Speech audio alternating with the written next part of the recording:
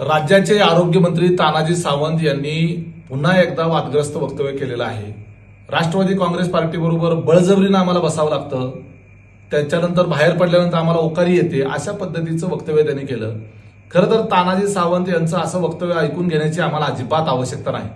माझी तर व्यक्तिगतरित्या अजितदादांना विनंती राहील की असलं ऐकून घेण्यापेक्षा आपण महायुतीमधून बाहेर पडलेलं चांगलं। आपण काय लाचार आहोत का सत्तेला? आणि हे कोण तानाजी सावंत अशा पद्धतीने बोलणार आणि काय संबंध आहे त्यांचा बोलायचा? तानाजी सावंत यांनी महायुतीमध्ये राष्ट्रवादीला प्रवेश दिला का? जे सरकार जे आता आलेलं आहे, ज्यांच्या नेतृत्वामध्ये एकनाथजी शिंदेच्या नेतृत्वामध्ये जे राज्यातलं सरकार आहे, हे सरकार एकनाथ शिंदेंना मुख्यमंत्री केलं म्हणून तानाजी सावंत यांना मंत्री होता आलं।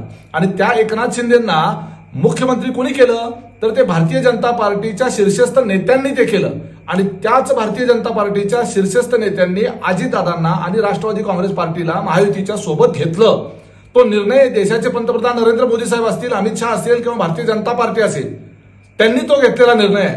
आणि त्यांनी हा निर्णय घेतल्यामुळं एकनाथजी शिंदे मुख्यमंत्री झाले, अजितदादा उपमुख्यमंत्री झाले आणि हे सरकार आलं म्हणून तानाजी सावंत हे मंत्री आहेत, ही लक्षात घेण्याची गोष्ट आहे। खरं तर तानाजी सावंत हे बहुजन समाजातले शैक्षणिक क्षेत्रामध्ये अतिशय उत्तुंग काम केलेले एक व्यक्तिमत्व आहे।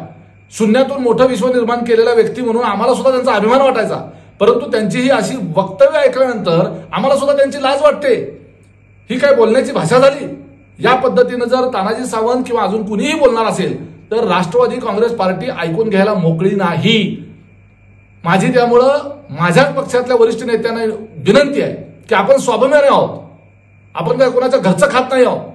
आणि त्यामुळं अशा पद्धतीनं ओकारीची भाषा करणाऱ्या तानाजी सावंतला एक तर बाहेर काढा, नाहीतर आम्ही तर बाहेर पडतो।